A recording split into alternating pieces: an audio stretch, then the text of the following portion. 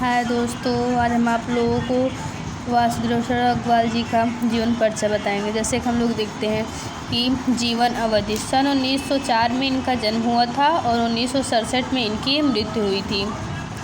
वासुदेव सरल अग्रवाल जी का जन्म सन 1904 ईस्वी में उत्तर प्रदेश के मेरठ जिले के खेड़ा नामक गांव में हुआ था। इनके माता पिता लखनऊ में ही रहते थे, इसलिए इनका बचपन और प्रारंभिक शिक्षा माता पिता की छत्रछाया में लखनऊ में ही हुई। काशी हिंदू विश्वविद्यालय में स्नातक होने के बाद एमए, पीएचडी तथा डीएलएड की उपाधि इन्होंने लखनऊ विश्वविद्यालय से प्राप्त की। इन्होंने पाली, संस्कृत, अंग्रेजी आदि भाषाओं और उनके साहित्य का गहन अध्ययन किया। इन्होंने लखनऊ तथा मथुरा के पुरातत्व संग्रहालय के निरीक्षक पद पर कार्य किया। ये केंद्रीय सरकार के पुरातत्व विभाग के संचालक एवं दिल्ली के राष्ट्रीय संग्रहालय के अध्यक्ष भी रहे। इन्होंने काशी हिंदू विश्वविद्यालय के भारतीय महाविद्यालय में पुरातत्व एवं प्राचीन इतिहास विभाग के अध्यक्ष और आचार्य पद को भी सुशोभित किया। हिंदी की इस महान विभूति को 1967 ईस्वी में नियति ने हमसे छीन लिया। मतलब कि इनका 1967 में इनका देहांत हो गया, मृत्यु हो गई। डॉक्टर अग्रवाल भारतीय संस्कृत और पुरातत्व के अधिकारी विद्वान माने जाते थे। इन्होंने हिंदी, पाली, प्राकृत और संस्कृत के कई ग्रंथों का संपादन एवं पाठ शोधन भी किया। जैसे कि पद्मावत पर की गई इनकी टीका सर्वश्रेष्ठ मानी जाती।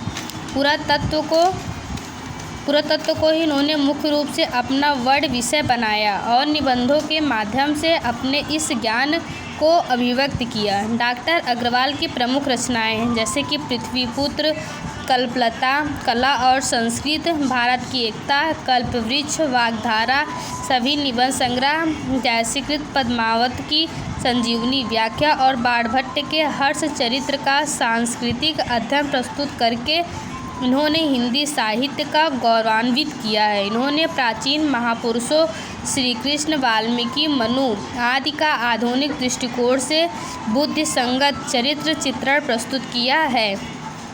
डॉक्टर अग्रवाल की भाषा सर्वत्र विषयानुकूल है। संस्कृत निष्ठता के कारण यह कहीं कहीं दुरूह अवश्य हो गई है। इनकी भाषा शुद्ध परिमार्जित खड़ी बोली है जिस पर पांडित्य की छाप स्पष्ट है। संस्कृत के तत्सम शब्दों के साथ साथ इन्होंने अपनी भाषा में देशज शब्दों का भी प्रयोग किया है। आपकी रचनाओं में उर्दू, अंग्रेजी के शब्दों तथा मुहावरों, कहावतों का अभाव है।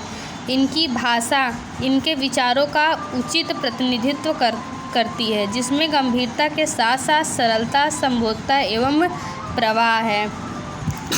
डॉक्टर वासुदेव अग्रवाल की मौलिक रचनाओं में संस्कृत की सामासिक शैली तथा भाष्यों में व्यास शैली की प्रमुखता है। इनकी शैली पर इनके गंभीर व्यक्तित्व की गहरी छाप है। ये एक गंभीर अध्येता और चिंतक रहे हैं। इनके व्यक्तित्व का निर्माण एक सचेत शोधकर्ता, विवेकशील विचारक तथा एक सहृदय कवि के योग से हुआ है। इसलिए इनके निबंधों में ज्ञान का आलोक, चिंतन की गहराई और भावोद्वेग की तरलता एक साथ लक्षित है। सामान्यतः इनके निबंध विचारात्मक शैली में ही लिखे गए हैं।